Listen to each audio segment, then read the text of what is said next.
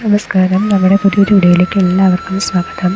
നിങ്ങളെല്ലാവരും എന്നെ മറന്നിട്ടുണ്ടാവുമെന്ന് ഞാൻ വിചാരിക്കുന്നു. കാരണം ഒരുപാട് നാളായി നമ്മളിപ്പോൾ വീഡിയോസൊക്കെ ഇട്ടിട്ട്. അപ്പോൾ ഇന്ന് ഞാൻ വീഡിയോയിൽ വരാനുള്ള കാരണം എൻ്റെ മാനിഫെസ്റ്റേഷൻ വർക്കൗട്ടായി എന്ന് പറയാൻ വേണ്ടിയിട്ടാണ്.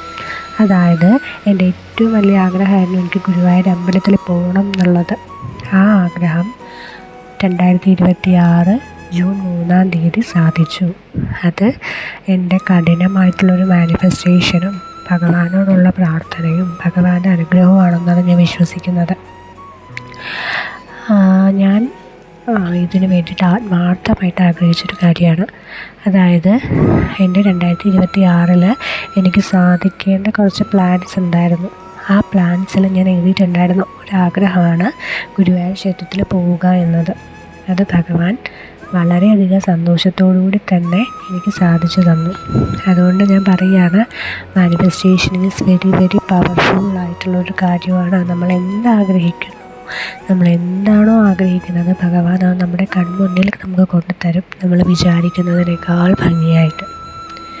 ഇത് കണ്ടു, ഗുരുവായൂർ അമ്പലത്തിൽ ഞാൻ ഭഗവാന് വേണ്ടിയിട്ട് ചാർത്തിയ സഹസ്രനാമമാലയാണിത്. ഇത് നമുക്ക് ഇഷ്ടമുള്ള രീതിയിൽ എഴുതാം. ഞാനിത് സഹസ്രനാമാവലി 1000 എണ്ണമാണ് എഴുതിയിട്ടുള്ളത്. അത് ഞാൻ കോർത്ത് മാലയാക്കിയിട്ട് ഭഗവാന്റെ പുറത്തുള്ള വിഗ്രഹത്തിൽ ബുധനാഴ്ചയാണ് ചാർത്തുന്നത്. അപ്പോഴും എനിക്ക് അകത്ത് കയറാൻ പറ്റുമെന്ന് യാതൊരുവിധ ഉറപ്പുമില്ല. അത്രയ്ക്ക് തിരക്കുണ്ടായിരുന്നു അവിടെ. പക്ഷേ ബുധനാഴ്ച രാത്രി ഞങ്ങൾക്ക് വ്യാഴാഴ്ച കയറാൻ വേണ്ടിയിട്ടുള്ളൊരു പാസ് റെഡി ആയിട്ടുണ്ടെന്ന് പറഞ്ഞു. ഭഗവാനായിട്ട് റെഡിയാക്കി തന്നതാണ് ആ പാസ്. അങ്ങനെ ഞങ്ങൾ വ്യാഴാഴ്ച അത്രയും തിരക്കുള്ള സമയത്ത്, അത്രയും ബുദ്ധിമുട്ടുള്ള സമയത്ത് ഭഗവാനെ കയറി കാണാനായിട്ട് എനിക്ക് സാധിച്ചു. അപ്പോൾ ഭഗവാൻ നമ്മുടെ കൂടെ ഉണ്ട്. നമ്മൾ എന്താഗ്രഹം എപ്പോൾ വിചാരിക്കുന്നു നമ്മൾ മറന്നു പോയാലും ഭഗവാൻ അത് മറക്കില്ല. എല്ലാവർക്കും നന്ദി, നമസ്കാരം.